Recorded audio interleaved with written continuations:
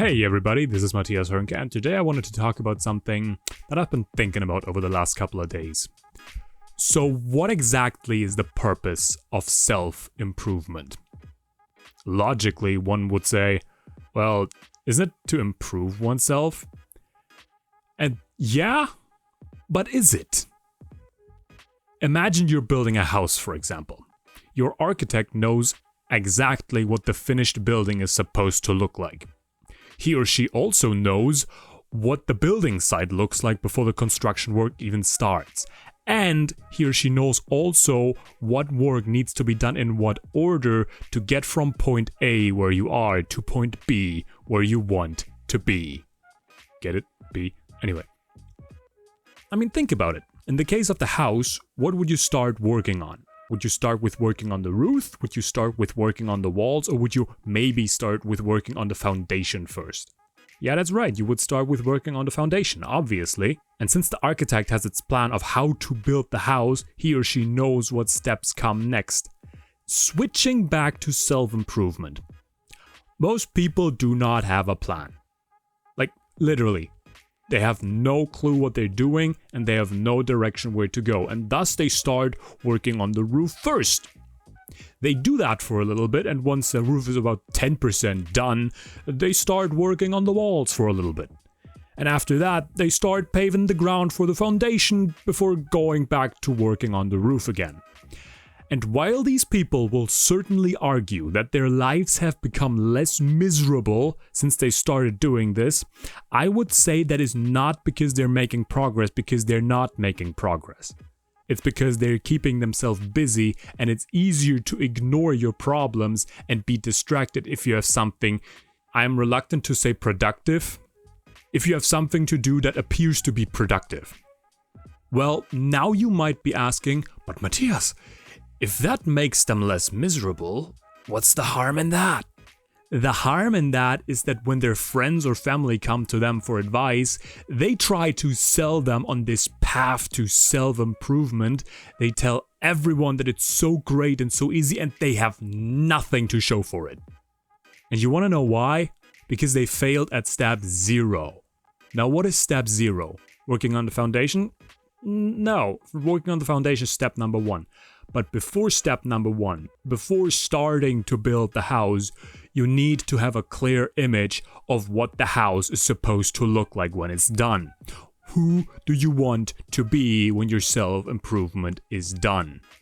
But most people never do that. Most people never make that choice. Why? Because it's hard to choose who you want to be and what you want to become. Because saying yes to one thing means saying no to everything else. Picking but one out of an endless amount of possibilities is hard. And that's why most people never do it. But instead of picking one thing, they pick nothing.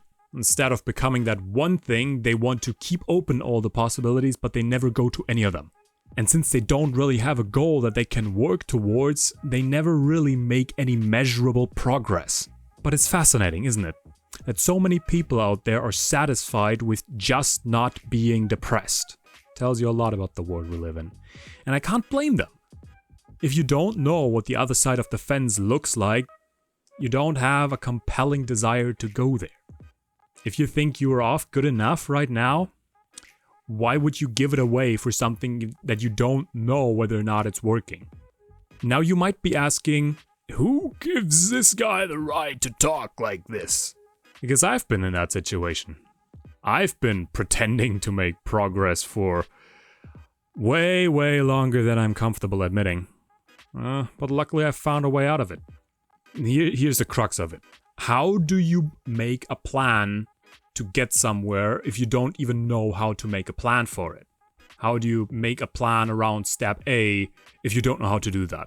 It seems eluding, because it's so obvious. You need to get advice from someone who has walked this path before, by getting a mentor, or you could also call him a coach.